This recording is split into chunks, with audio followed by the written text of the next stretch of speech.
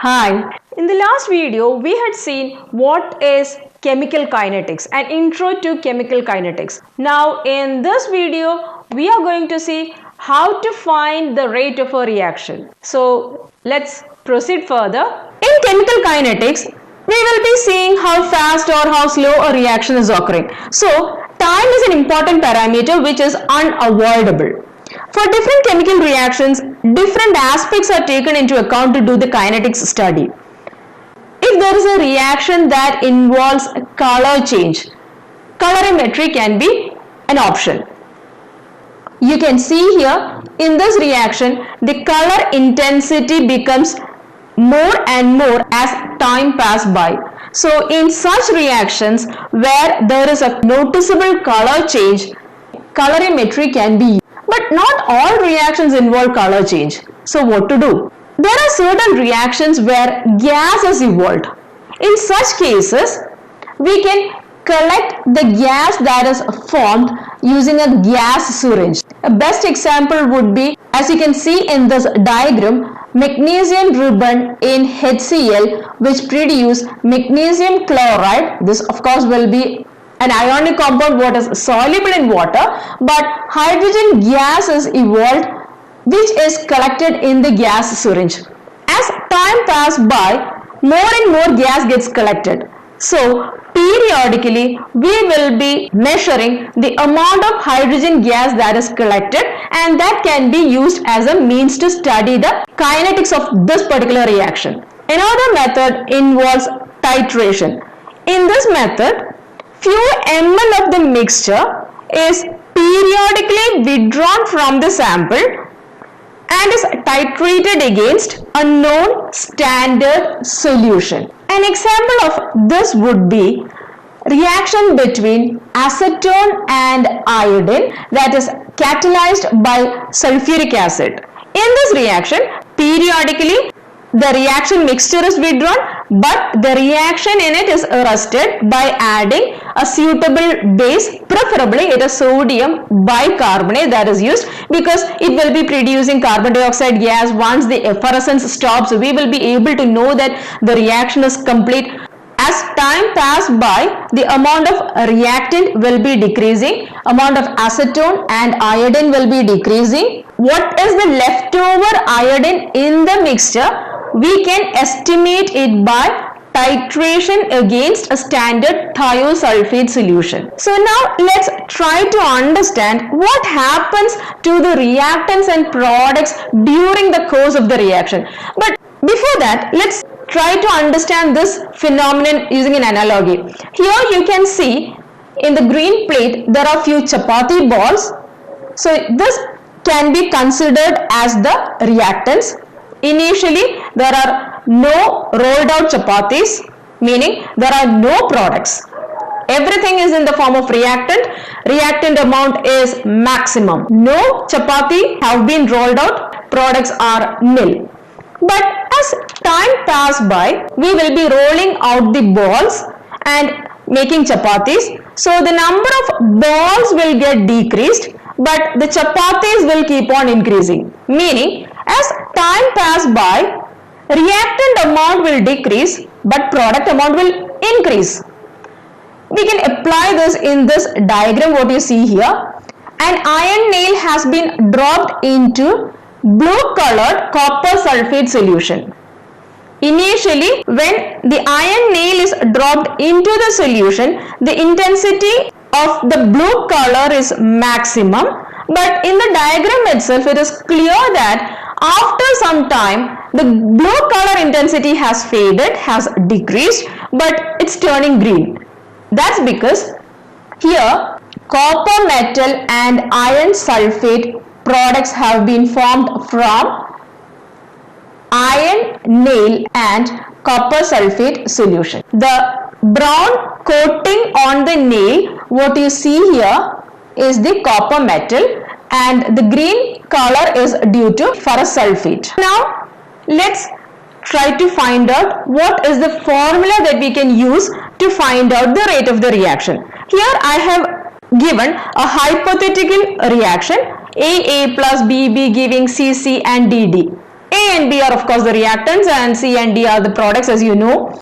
In our previous discussion, we had seen that we could either depend on the product or on the reactants. In this case, we were depending on the product, amount of hydrogen gas that was getting collected.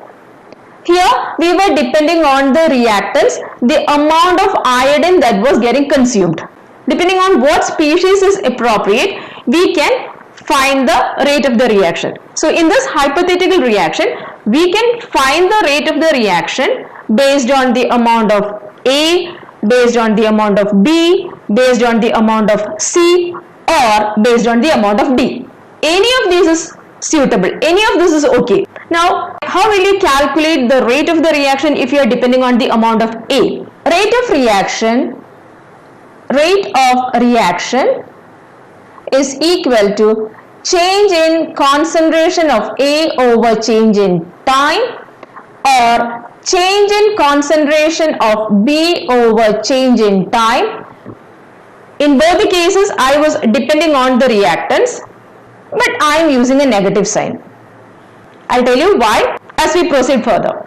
Or I can depend on the products.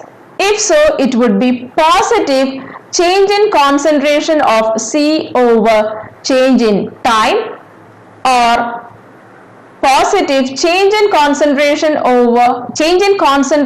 of D over change in time. This is the way we will be finding out the rate of the reaction. Storing isn't over. We'll come back here. For the time being, let's pause this section here and move on. Now, here we are going to see why negative sign is coming with reactants and positive sign is coming with products. Let's try to find it out using rough numbers. Let's assume that the initial reactant amount is, say, 1 molar. Obviously, there will be no products initially, so that will be nil or 0. After t seconds, the reactant amount definitely will be lower. Reactant amount goes down, so it will be definitely smaller than number 1. Say assume that it is 0.5 molar.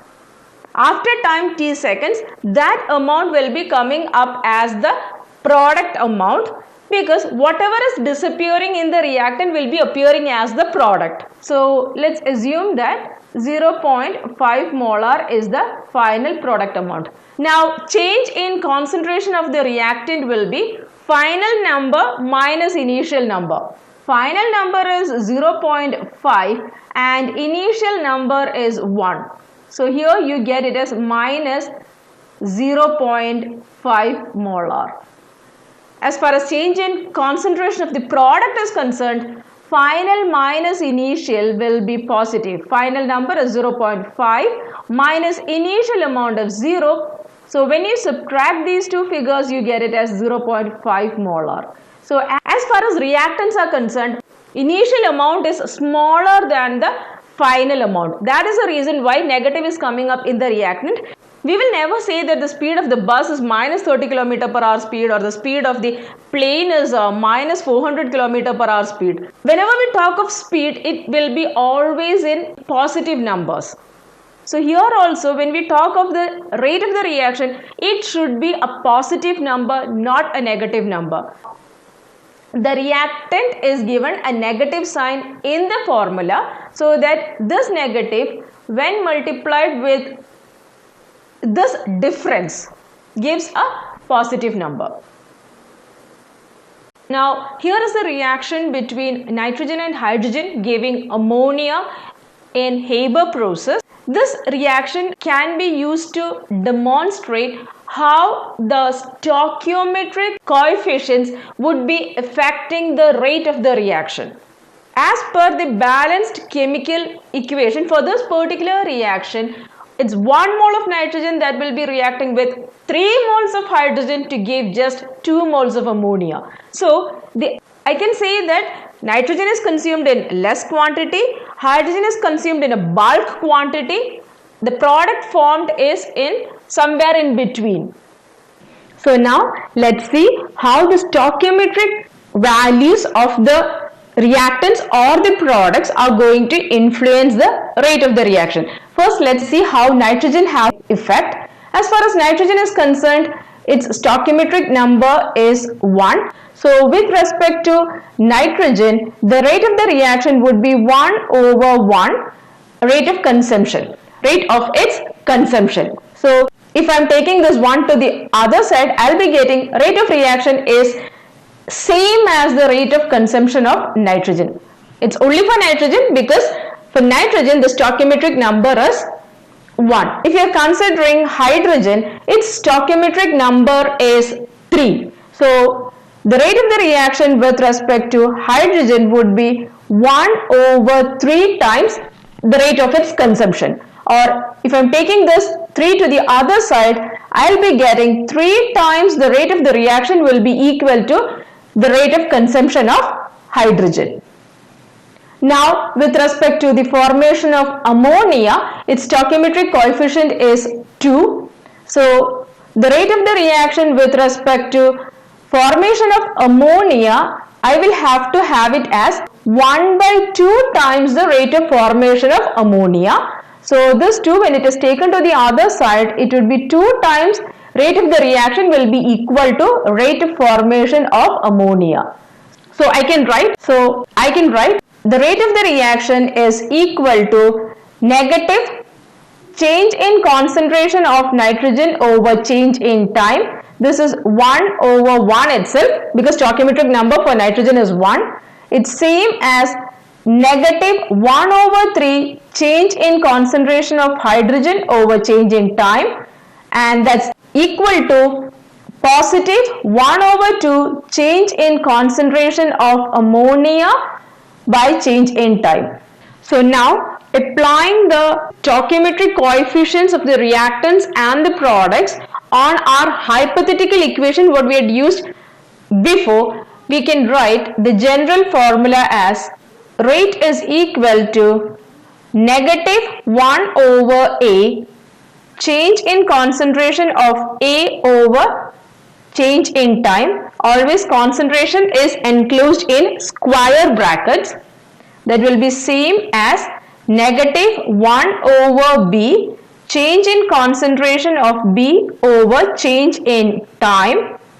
These are with respect to the reactants, and with respect to the products it would be positive 1/C change in concentration of C over change in time, and with respect to D it would be positive 1/D change in concentration of D over change in time.